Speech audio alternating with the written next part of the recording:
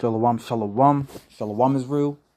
I want to give all praises, honor, and glory to Yahweh, Ba'ashem Yahweh Shai, Ba'ashem Rakakwadash, for allowing me to do another lesson. Yahweh being who the world ignorantly calls God, and Yahweh Shai being his son, who the world ignorantly calls Jesus Christ, and is no God beside them. Double honors to the elder apostles and the elder bishops of Great Millstone for being faithful witnesses to the Holy Spirit.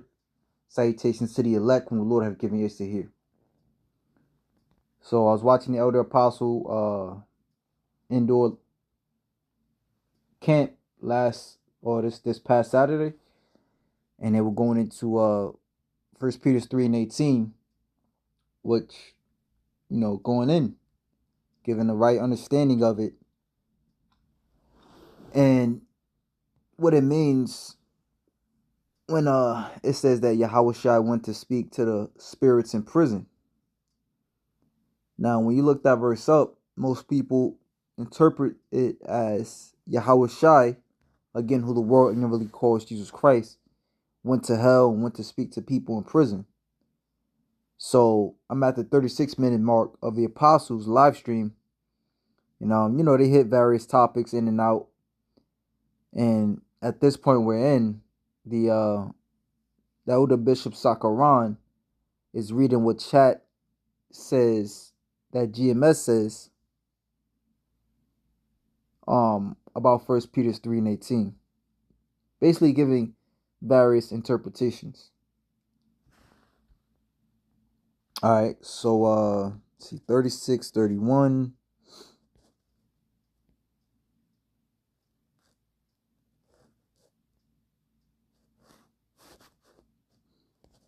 So again, like I said, they speak on various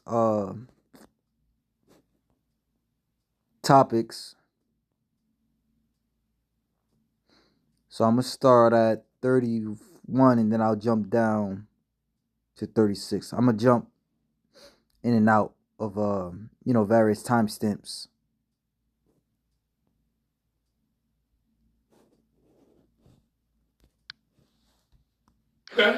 Yeah, I put in what does 1 Peter 3:19 mean?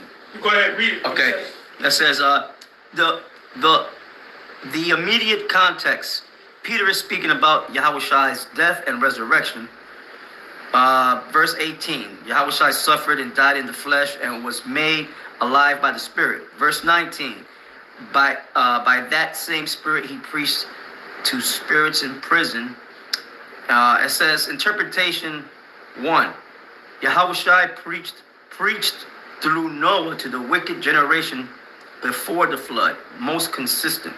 This view holds that... They clearly went on. Yeah.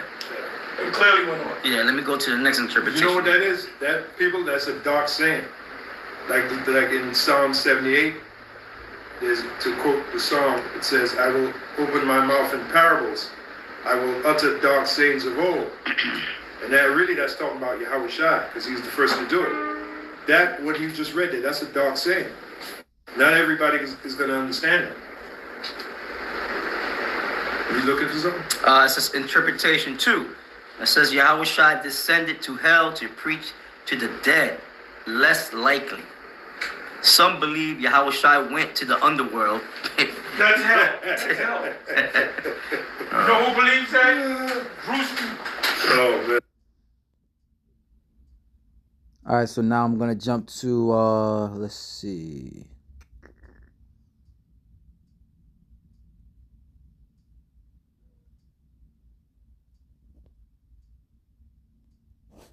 Verse 36 minute and 17 seconds. All right, it says interpretation 2. Yahweh Shai descended to hell to preach to the dead. Less likely. Oh, boy. Some believe... So it was hot down there when he was opening up scriptures. Check this precept out. Check that precept. So wait a minute. He descended into hell to what? Read that again. It says interpretation 2. Yahweh Shai descended to hell to preach to the dead. Less likely. To preach to the... He descended into hell to what? To preach to the dead. Well, it's written, the dead praiseth not the Lord. Yeah. Ooh, that's a cut. So if you go preach, wait a minute, if you preach to someone, should they not praise? Praise you for giving me the words of life. They can't. The dead praise not the Lord. Yep.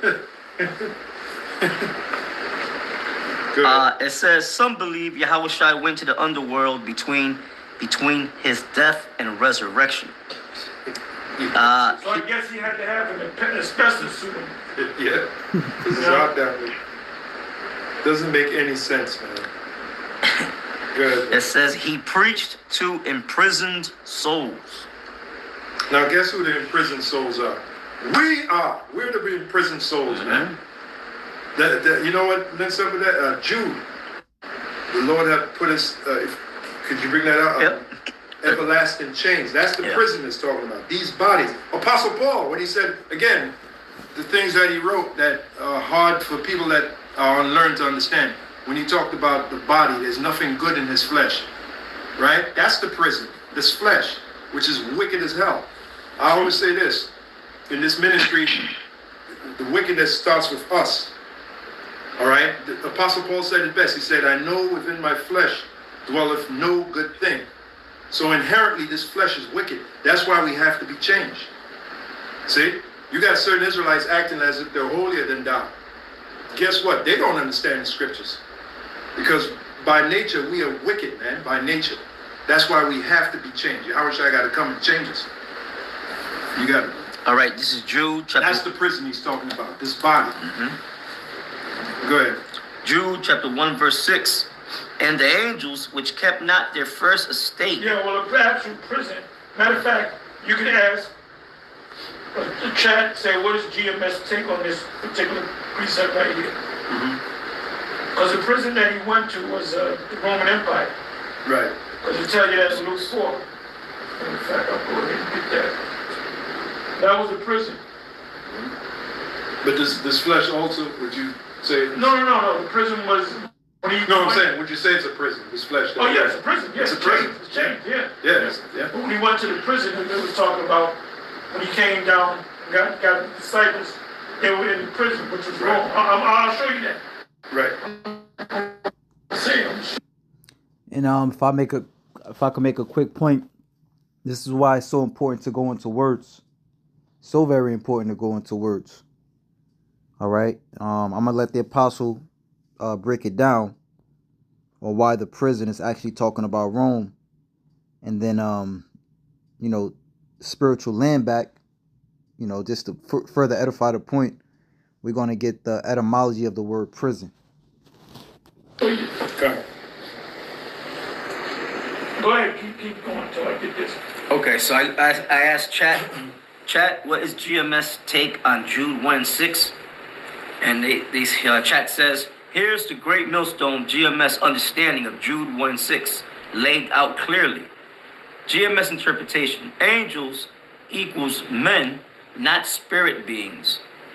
GMS teaches that the angels in Jude 1 and 6 are men, specifically Israelite leaders, rulers, judges, and princes, not literal fallen angels. The word angel, Greek angelos, or angelos, simply means messenger. All right, yeah, so I'm going to just skip past that because they even, the apostles, they're going to bring it out that chat is on some bullshit. You got to check chat. It comes out with some good stuff, but then other times it just goes off.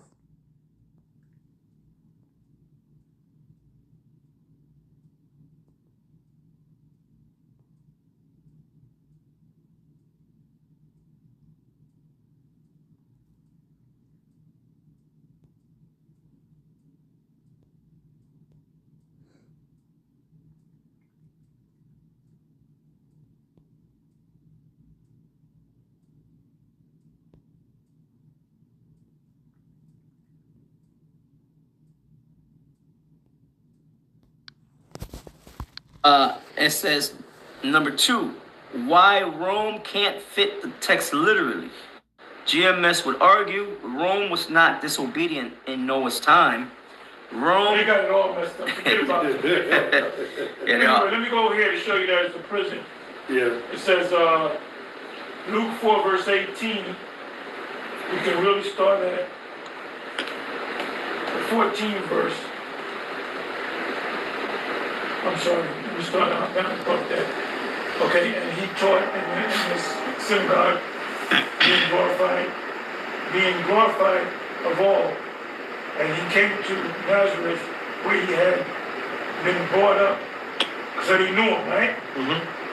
It says, and there was delivered unto him the book of the prophet Isaiah, which is Isaiah 61. And when he had opened the book, he found the place where it was written, the Spirit of Yahweh is upon me, that's him, because he hath anointed me to preach the gospel or the good news to the poor, the Israelites. He hath sent me to heal the brokenhearted, the Israelites, to preach deliverance to the captives. Another word for captive is prison. Right. And recovery of the sight to the blind, to set at liberty. Okay. So when you go into that word, prison, okay, we'll get the etymology first, and then we're going to get, right, the word prison, guard, watch, the place where captives are kept, a prison. Of the time of night during which guard was kept, a watch, a period of time during which part of the guard was on duty.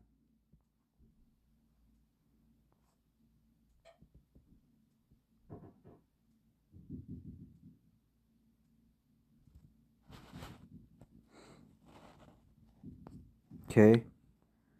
So it says of the place where captives are kept, a prison. Okay, we read that part. Part D of a watch, a period of time during which part of the guard was on duty, and at the end of which others relieved them, as the earlier Greeks divided the nights commonly. Okay. So it's giving you history on, how the prison was ran, but the word itself, prison, when you look into the etymology, it says the word prison comes from Middle English prison, derived from Old French prison. I think that's how you say it, prison, meaning captivity, which itself comes from the Latin prehensio, meaning a seizing or taking, related to the verb prehender, to seize. Essentially, it traces back to the idea of being taken or seized.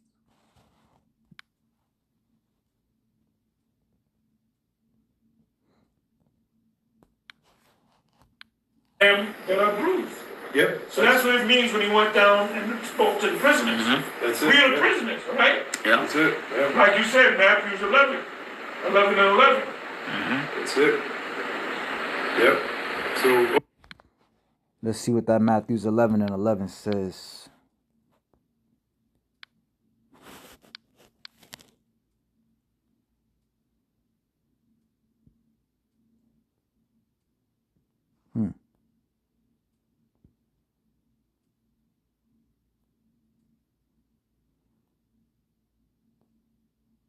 Okay. Verily, verily, I say unto you, among them that are born of woman, they have not risen a greater than John the Baptist, notwithstanding he that is least in the kingdom of heaven is greater than he. And from the days of John the Baptist until now, the kingdom of heaven suffereth violence, and the violent taketh it by force. So it's going to show you that we were what? Seized. All right? We were under the Roman Empire. We were taken by force. We were in prison. hopefully y'all got that. That was what you read, Boston? That was Luke chapter 4. You can start from like the 14th verse. The key point is like the 16th verse to the 18th verse. Luke 4. Right here it says, to 19 verse, to preach the acceptable year of the Lord. I mean, there's a year that the Most High is going to deliver us. Yeah, release us from prison. Release us from prison. Could it be this year? If it happens this year, then this is the accepted year of the Lord. Right. Because you feel like you're in prison. Not only do we feel like we're in prison in these bodies, we feel we're in prison. Well, it's an open air prison. Yeah. The whole system is a prison. Yeah. America's a goddamn prison. Yeah. Oh, wait a minute. Alex Jones, he did a thing called Prison Planet. Mm-hmm. Why? Because Esau's trying to bring a new world order, complete. You'll really feel like it's a prison when they make this microchip mandatory. Oh, then it's going to really become a prison. It's going to be an open air prison. You're going to have 15-minute cities. That's a new word. Yeah. Cities. Yeah. 15-minute cities where you can only go within that boundary. So that takes away your freedom. Right.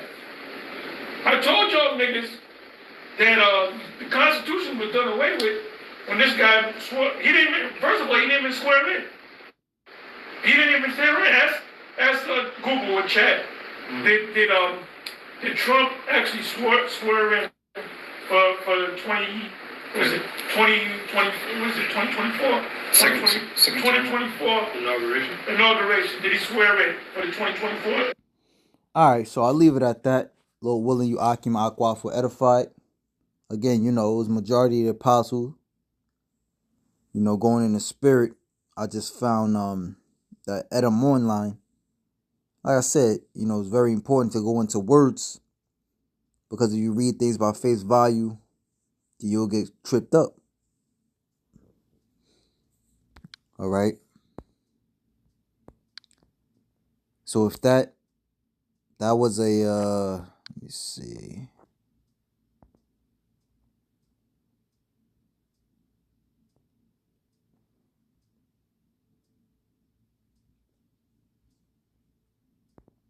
Right.